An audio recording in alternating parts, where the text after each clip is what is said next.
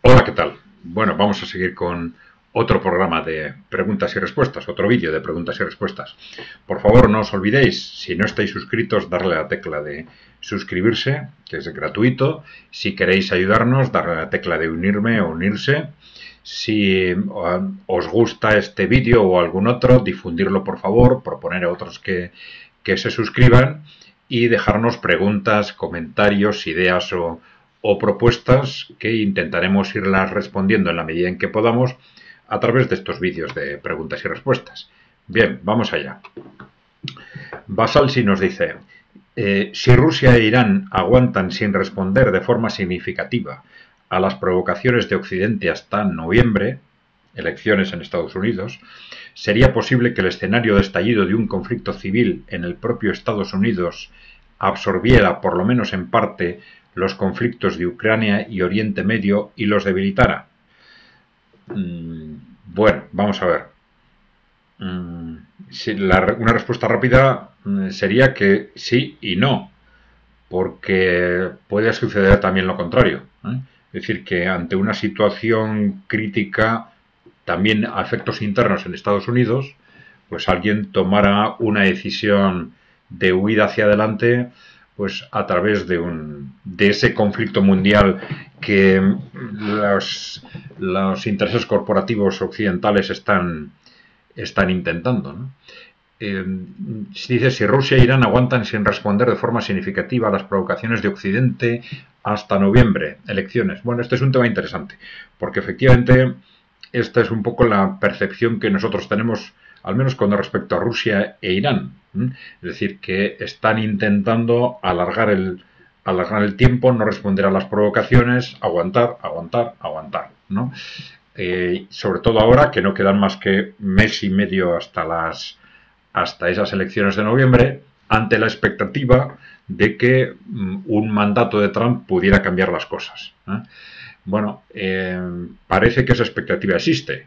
Incluso, curioso, sorprendentemente, en el caso de Irán, a pesar de que Trump fue muy agresivo contra Irán y sus declaraciones son bastante agresivas en ese sentido. Pero ya hemos dicho más de una vez que en este segundo mandato Trump no, a pesar de lo que está diciendo, no va a poder mantener una actitud, digamos, de cercanía con Rusia y de enfrentamiento con Irán o con China, ¿no? Es decir, la interrelación entre Rusia, China e Irán en este momento es perfectamente clara, ¿no? Entonces, bueno, sí parece que efectivamente este es el contexto actual. Cuando se nos pregunta si Rusia va a responder a estas dinámicas a corto plazo, pues a estas provocaciones, pues la respuesta más lógica es que probablemente en este momento no. Es decir, depende evidentemente hasta dónde lleguen esas provocaciones, pero van a intentar alargar la respuesta en principio hasta después de las elecciones de noviembre. Y claro, en caso de que ganara Trump, quizás también, dependiendo de cuál sea el contexto durante esos meses, hasta el mes de enero. Y ya sabéis que el 20 de enero es la toma de posesión del nuevo presidente, ¿no? Bien, pero efectivamente, en principio, si alrededor de estas elecciones se crea un conflicto civil grave en Estados Unidos, pues bueno, esto puede ser, por un lado, puede llevar a Estados Unidos a dar un menor peso a los conflictos internacionales y por lo tanto a tranquilizar la situación en Ucrania y en Oriente Medio, pero quizás más probable es lo contrario, ¿no? Que acentúe esa situación de pánico de esas élites occidentales y les lleve a quizás hasta acelerar esa apuesta por un estallido bélico mundial, ¿no? Que les permitiría quizás gestionar de una forma totalmente agresiva incluso su conflicto interno. A ver, Miguel Pétez Goñi. Estamos dando por hecho que Europa siempre ha formado un bloque, pero ahí es donde nos estamos autoengañando. Europa nunca ha estado unida, además la Unión Europea parte viciada desde su inicio, no tenemos un idioma común, cosa esta que creo básica para crear una Unión Europea creíble, por no hablar del ejército europeo que no existe. Conclusión, hemos querido construir una Unión Europea demasiado deprisa y sin unas bases mínimas, estando abocada al fracaso, por no hablar de que nunca se debió ampliar la unión con los países del Este. Bueno, vamos a ver, precisamente por lo que tú dices, de que es muy posible que el fracaso se haya dado al dar el salto de la Comunidad Europea a la Unión Europea, con el Tratado de Maastricht. Es decir, se ha ido o ir demasiado rápido o dar pasos que no había que dar. Pero claro, esto está también relacionado con lo que comentas al final. Una comunidad europea hubiera sido más fácilmente ampliable a los países del este, que al final históricamente también son parte de Europa, aunque durante la Guerra Fría los teníamos olvidados, ¿no? Entonces, efectivamente, países históricamente tan distintos, aunque tengan algunas necesidades comunes, que se estaban de alguna forma gestionando a través de la Comunidad Europea, pues bueno, difícilmente van a pasar por un proceso acelerado como el que se ha puesto en marcha desde hace 30 años y que esto funcione. Bueno, la verdad es que no está funcionando, ¿eh? En buena parte no solo por esto, sino porque, claro, es que estos instrumentos que se han ido creando, se han ido gestionando no en función de los intereses de los ciudadanos europeos o de la economía europea, ¿no?, sino en función fundamentalmente de intereses corporativos por un lado y norteamericanos por el otro, ¿eh? Bien. Vamos a ver. Hugo Vera nos dice: hay que cerrar el gas y toda forma de energía a Ucrania y Unión Europea, OTAN. Vamos a ver, entiendo que lo estás diciendo desde el punto de vista de Rusia o de los países emergentes, ¿no? Bueno, no es lo que está haciendo Rusia, ¿no? Al contrario, las vías que permanecen abiertas sigue poniéndolas a disposición de Europa en la medida en que Europa quiere utilizarlas. Es la propia Europa la que, absurdamente, ¿no?, eso es una cuestión de imagen, va cerrando vías de acceso a través de gasoductos, por ejemplo, mientras que compra gas ruso de forma indirecta y mucho más caro a través de otros países. Pero, bueno, ese cerrar el gas y toda forma de energía, bueno, podría quizás tener un sentido estratégico en otras circunstancias si hubiera ya un enfrentamiento directo con la OTAN, por ejemplo. Bien.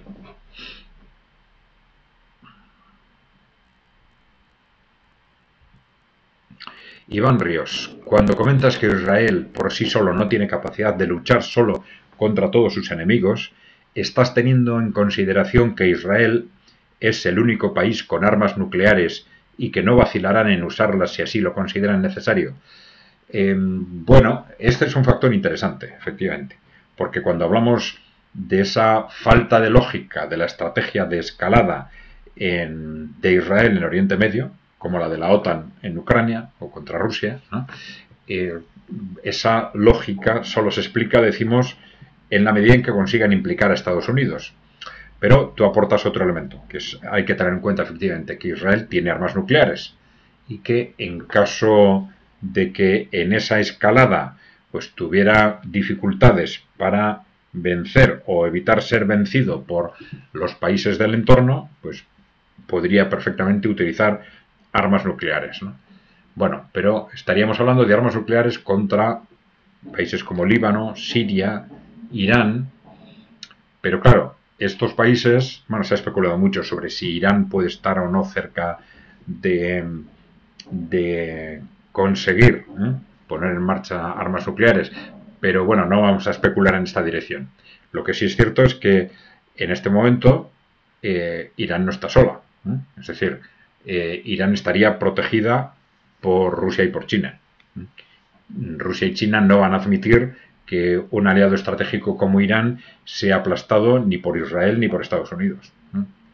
Entonces, yo creo que eso hay que tenerlo en cuenta en el contexto. Bien.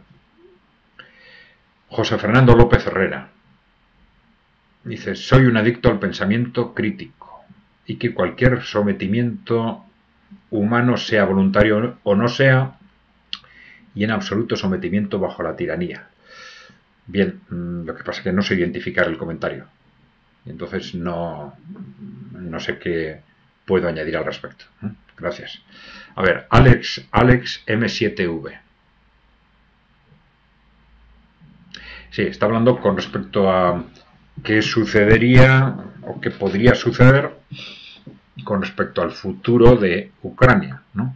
De los bienes de Ucrania. Y dice, bueno, ha habido comentarios en el sentido de que una parte importante de los terrenos fértiles de Ucrania son ahora propiedad de inversores extranjeros como BlackRock, ¿no?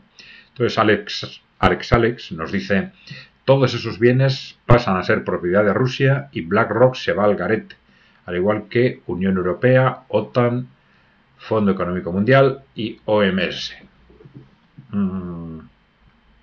Bueno, no sé, es una posibilidad, es una posibilidad. Pero sí, de cualquier forma, lo que está claro, ya lo hemos dicho, es que independientemente de los territorios que queden incorporados a la Federación Rusa, va a haber necesariamente un nuevo marco institucional para el resto de Ucrania, y en ese marco institucional probablemente va a ser un marco ya no mirando tanto a la Unión Europea, sino mirando cada vez más al este, y en ese marco evidentemente Ucrania va a mirar ya no con la complicidad de ahora a los grandes inversores occidentales, sino con clara desconfianza. ¿Qué margen va a tener para quizás deshacer compromisos o cesiones que el gobierno actual ha realizado con inversores como BlackRock? Pues complicado. Pero hay que tener en cuenta que todo está cambiando y va a cambiar muy rápidamente como consecuencia de ese choque geopolítico. Y yo creo que también va a haber cambios que ya se están produciendo en la propia propiedad accionarial de los grandes, de algunos, por lo menos, de los grandes inversores. Y vamos a ver qué pasa con esto, porque hay muchos rumores en este sentido, incluso con respecto a BlackRock y Vanguard, etcétera. Bien. Pachi C. Dice, desde hace un año tengo la sensación de que lo que está pasando en Palestina, Israel, Irán, Líbano, aparte de una terrible tragedia, se mire como se mire, también está siendo utilizado como guiñol para que miremos y pongamos el 90% de nuestra atención en ello y no veamos lo que realmente se cuece en Ucrania y lo que todo apunta se va a cocer en el sur de Asia. Me gustaría saber su opinión al respecto y si pudiera haber algo o mucho de lo que estoy diciendo. La utilización de un conflicto, diríamos, menor para tapar la realidad de otro y otros que puedan verse en no mucho tiempo. Bueno, es un comentario muy interesante y no sé si es eso lo que está sucediendo a nivel global, pero sí es claramente una interpretación que se puede hacer de lo que está sucediendo, por ejemplo, en Europa, quizás en menor nivel en Estados Unidos, pero en Europa muy claramente. Y esto lo hemos comentado sobre todo desde la perspectiva de algunos gobiernos y algunos grupos políticos, de estos que se autodenominan progresistas o de izquierda, que están manifestando una constante solidaridad con Palestina en cuanto a lo que está sucediendo, pero tienen un posicionamiento expresa o tácitamente atlantista, ¿no?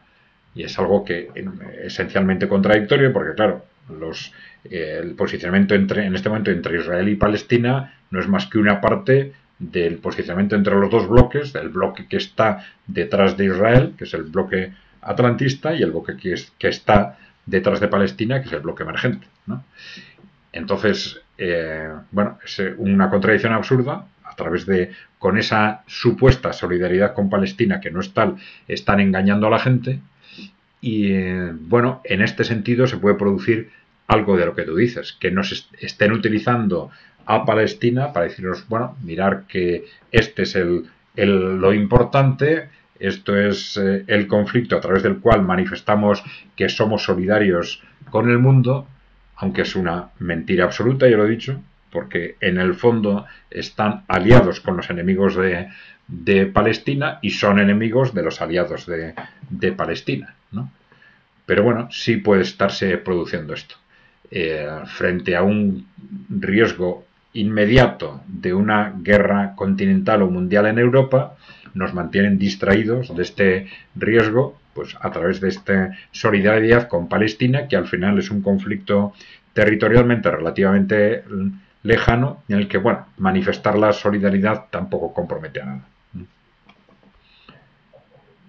Bueno.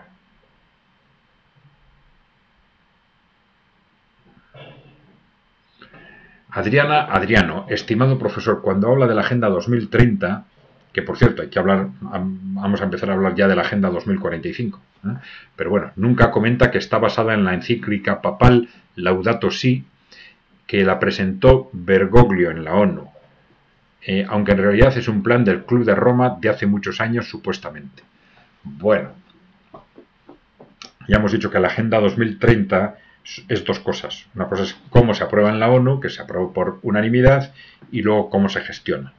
Porque esa gestión está siendo muy distinta de país a país, incluso de empresa a empresa, ¿no?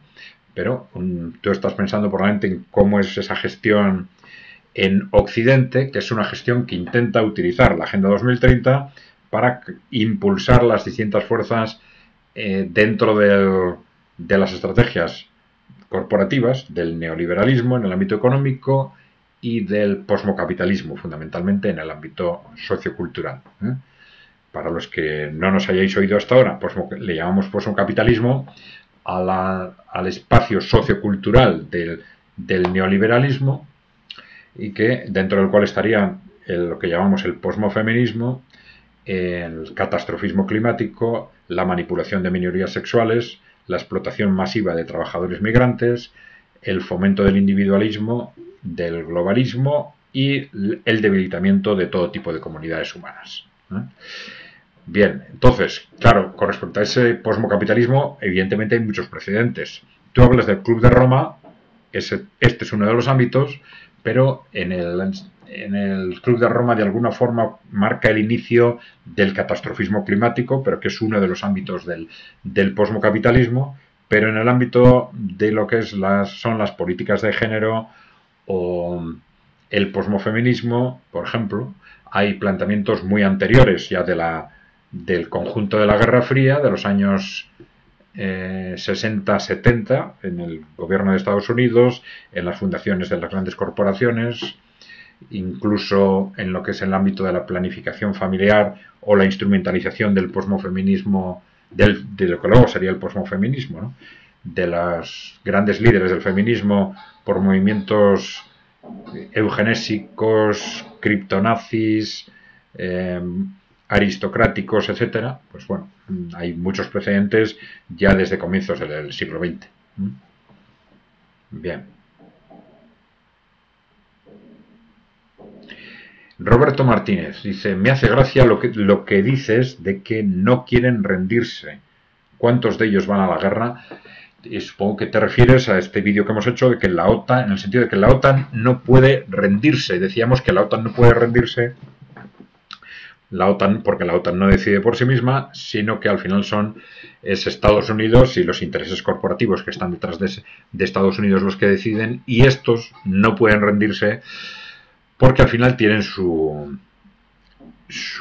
futuro político, económico y personal en cuestión. Por eso están en una situación de pánico frente a la cual no ven otra salida que un conflicto mundial, que una guerra mundial, ¿no? Bien. Dices, ¿cuántos de ellos van a la guerra? Pues evidentemente no. Otra cosa es que un conflicto, ya hemos dicho, un conflicto mundial entre potencias nucleares, en cualquier momento puede saltar un conflicto nuclear, ¿no? Y en un conflicto nuclear se suele decir que todo el mundo tiene riesgos, pero esto es relativo. Ahora, esto no quiere decir que sea una razón para que no apuesten por ella, ¿no? En una situación desesperada como la que están, tiene lógica, desde su punto de vista, asumir riesgos. Bien, asumir riesgos porque la alternativa es verse no solo con la pérdida del poder, no solo en la pobreza, no solo sino en la cárcel o en la horca, también, ¿vale? Francisco Sánchez: profesor, nunca le he oído comentar acerca del famoso vídeo del web el Foro Económico Mundial, titulado 8 predicciones para el 2030, publicado en 2017. ¿2017? No fue en el 2020, yo diría que fue en el 2020, pero bueno, igual estoy equivocado. En él preconizan que Estados Unidos dejará de ser la primera potencia y el mundo lo dirigirán un concierto de naciones. Según esto, el plan va como lo han diseñado. Bueno, igual estamos hablando de otro vídeo, En el 2, ya lo buscaré, por si acaso es otro.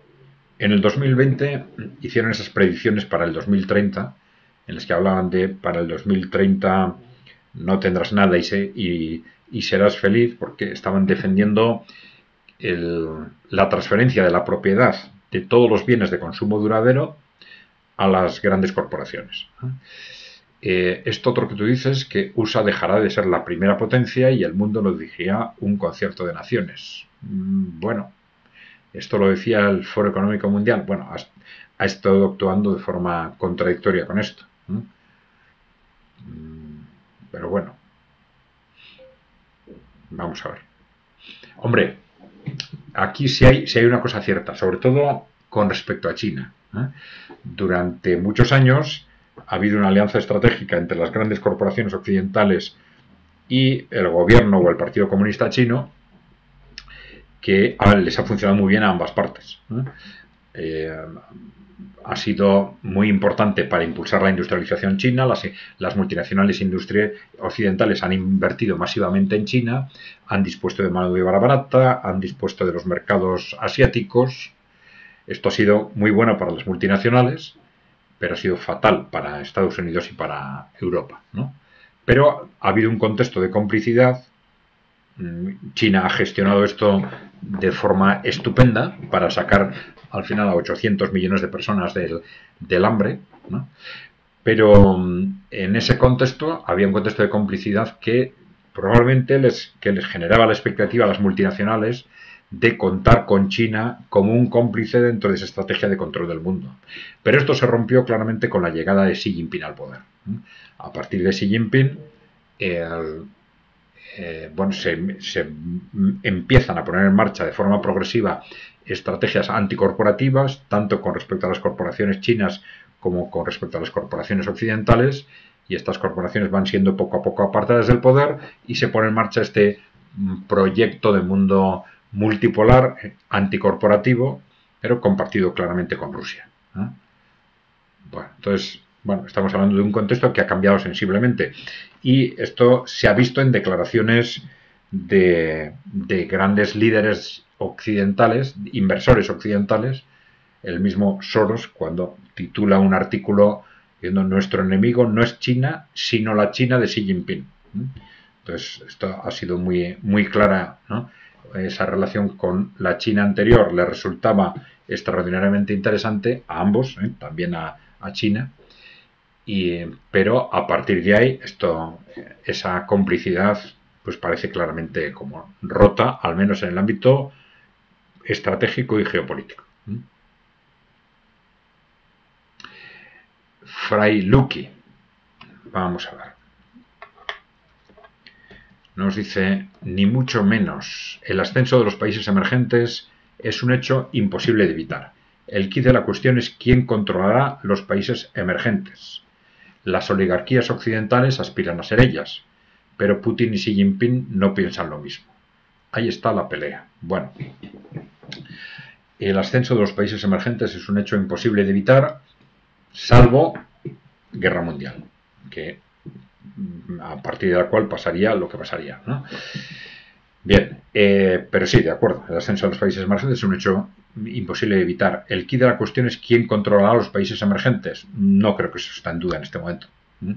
Sí hay, evidentemente, todavía un sector, pero cada vez más minoritario dentro de China, también dentro de Rusia, que tiene una complicidad alta con las corporaciones occidentales, pero que no tiene expectativas de conseguir cotas de poder significativas en este momento cara al futuro, ni en China ni en Rusia, ¿no? Yo creo que esto es así. Con lo cual, si sí creo que podemos decir que si no hay una guerra mundial, los países emergentes van a controlar el mundo y esto va a provocar necesariamente, bueno, el éxito en el conjunto del mundo de esas políticas anticorporativas, del concepto de mundo multipolar y también, digamos, un cambio político radical, yo creo que esto va a venir rápidamente, en Estados Unidos y en Europa. Y lo cual va a ser una oportunidad extraordinaria para todos nosotros, para que por primera vez podamos librarnos de estas élites corporativas que no han sido desastrosas para el mundo, sino que llevan 30 años destruyendo Europa y Estados Unidos. Bien. Descentrados soberaniza. A ver. En caso de extenderse ya totalmente el conflicto Rusia-Otanistán, Israel, Oriente Medio, China, USA, y si se utiliza armamento nuclear, ¿qué países o zonas en la Tierra pueden estar más seguras? ¿Dónde irías tú con tu familia? Bueno, esto creo que ya lo hemos comentado en alguna ocasión. Vamos a ver. Lo que se suele decir al respecto. Primero, hablando de grandes regiones, pues se suele decir que Latinoamérica, Sudamérica en concreto, pues puede ser una región relativamente segura. También se habla de África. Pero bueno, desde el punto de vista de idioma, pues para los países de habla castellana, pues probablemente Latinoamérica sería Latinoamérica, ¿no? Pero bueno, independientemente de esto, una referencia que no hay más remedio que tomar en cuenta, aunque sea un disparate, ¿no? Es qué es lo que están haciendo los grandes inversores, ¿no? Ya digo, no los políticos de primera línea, que no son los multimillonarios, sino los grandes inversores están haciendo, pues llevan años construyéndose búnkeres gigantescos, sobre todo en Hawái y en Nueva Zelanda, por algo será. En Hawái y en Nueva Zelanda, bueno, son búnkeres, ya decimos, no como los que vemos en las películas, sino búnkeres con pistas de tenis, con piscinas, etcétera. O sea, búnkeres gigantescos. Bien, bueno, todo esto pues suena un poco fantasioso, pero claro, la realidad es que es el concepto de guerra mundial, lo tenemos a la vuelta de la esquina, el riesgo, ¿no? Y ya hemos dicho antes que el riesgo, una vez que estalle un conflicto mundial o internacional entre potencias nucleares, el riesgo de conflicto nuclear pues es inmediato. Ahora, también hemos advertido que tradicionalmente hemos relacionado guerra nuclear con, vamos a decir, la desaparición del mundo, y esto técnica y científicamente no está nada claro. Ha habido una evolución en los armamentos con respecto a la Guerra Fría, en que ahora hay proyectiles nucleares cuyo impacto desde el punto de vista radiactivo y desde el punto de vista del posible invierno nuclear es mucho más limitado, su impacto puede estar mucho más concentrado. También hay estrategias que podrían apuntar fundamentalmente a objetivos militares más que a ciudades. Entonces, bueno, no es tan matemático conflicto nuclear con desaparición del mundo, no está nada claro, hasta dónde llegaría el impacto de un directo o indirecto de un conflicto nuclear. Bueno, pues creo que ya llevamos aproximadamente media hora. No os olvidéis, por favor, si no estáis suscritos al canal, darle a la tecla de suscribirse o suscripción, que es gratuita. Si queréis ayudarnos, darle a unirme o unirse. Si os ha gustado el vídeo, darle like.